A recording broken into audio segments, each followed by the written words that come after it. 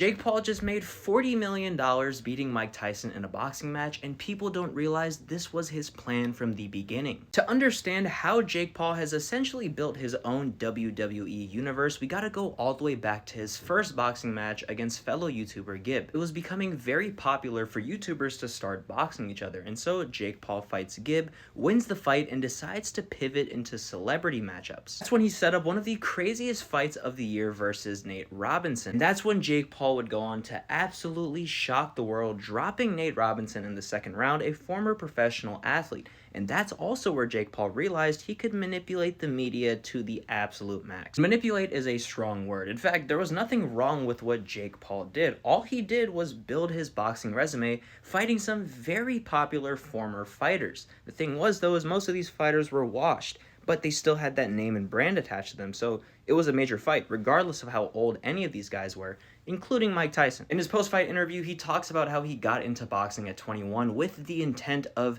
rebuilding his name in sports entertainment, which is what he's doing right now. He just walked away with 40 M's, and the cycle will more than likely continue. Tyson called out Logan Paul in the ring, to which Logan replied that he would take Tyson's life, which is a hell of a way to accept a boxing match. But yeah, this is going to continue to happen, and you gotta give props to Jake Paul for really building this insanely successful promotion machine.